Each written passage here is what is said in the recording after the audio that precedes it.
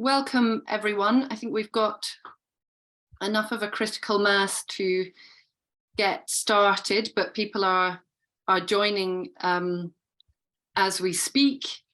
So good afternoon and welcome everyone. It's good to see so many of you here, many familiar faces and a few less so. My name is Mary Church. I'm head of campaigns at Friends of the Earth Scotland, and we are members of the Just Transition Partnership, which I'm sure many of you joining us this afternoon are aware is a strategic alliance between Friends of the Earth Scotland and the Scottish Trade Union Congress. And it also includes a number of trade union affiliates in its membership, amongst others. And we, of course, are the organisers of this afternoon's event. And I wanted to just say a few words before I get to the sort of agenda and housekeeping stuff. For those of you who maybe aren't so familiar with the Just Transition Partnership, is that it really is this partnership that has put Just Transition at the centre of the decarbonisation narrative in Scotland. And in the last 6 years since we formed, we've won a Just Transition Commission, which in its now second iteration is really starting to do great work in holding the Scottish Government to account. We've secured commitments from the Scottish Government for just transition plans for sectors and regions, and we've got a Just Transition Minister, and crucially, we've got Just Transition principles in law.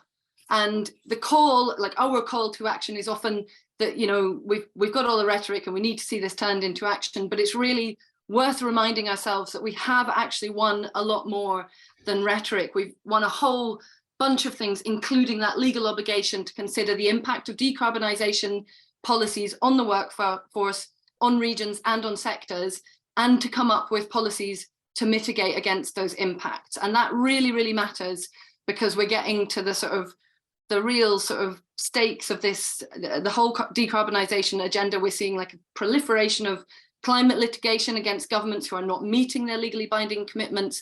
And frankly, there's no reason that Just Transition couldn't form part of that kind of holding the Scottish Government to account at some point in the future. So yes, we're not seeing all of this translate into actual just transition happening on the ground yet, but we have secured commitments and more than commitments and started to put in place the framework that enables and requires a just transition to be planned and delivered. And I think it's really important that we remember that.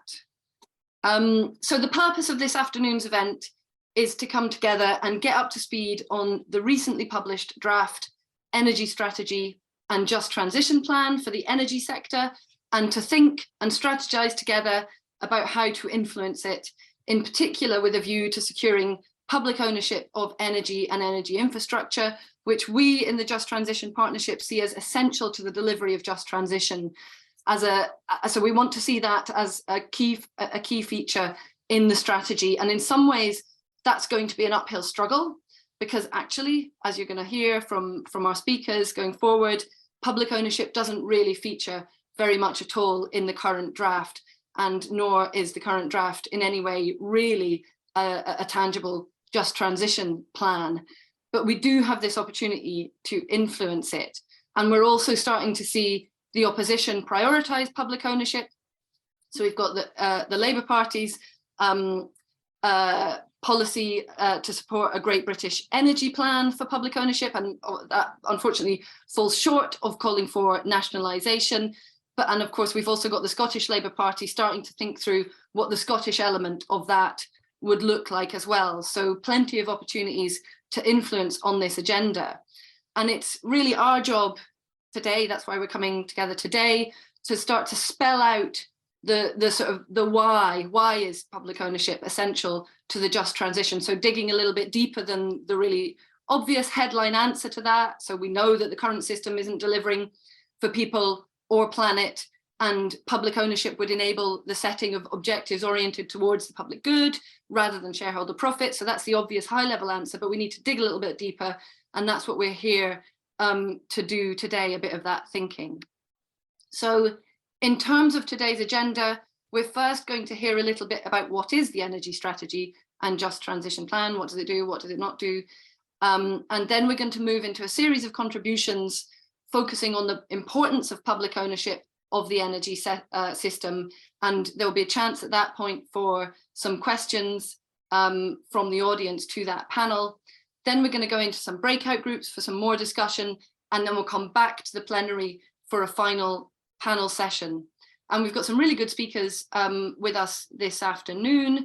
I'll introduce them when we get to the relevant points in the agenda, but just to flag a couple of changes to the programme that we advertised.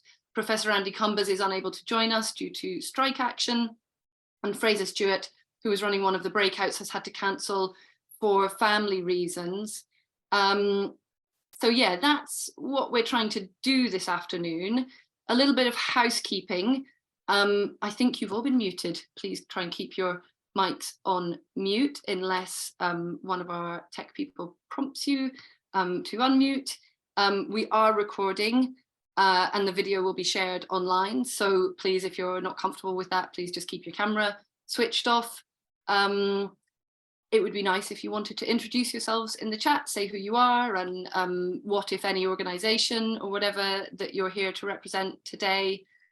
When we get to the point of asking questions for the panel, we'd ask that you share that in the chat. So also please feel free to be thinking about those questions as we go and adding them into the chat. And finally, there's no comfort break in the programme. So please feel free to step away and take a break as and when you need it. Anything you miss will be in the recording. Obviously, that doesn't go for speakers. You can't step away when you're due to speak, but everyone else, please do. So that is all from me for just now. And I'm going to hand over to our first speaker of this afternoon, Craig Dalziel from Commonweal, Head of Policy and Research at Commonweal, and he's going to say a little bit about what the Energy Strategy and Just Transition Plan is, what it does, what it doesn't do, and what it really needs to do in terms of delivering on its mission of decarbonising the energy sector to deliver on climate change targets and doing so by way of a just transition.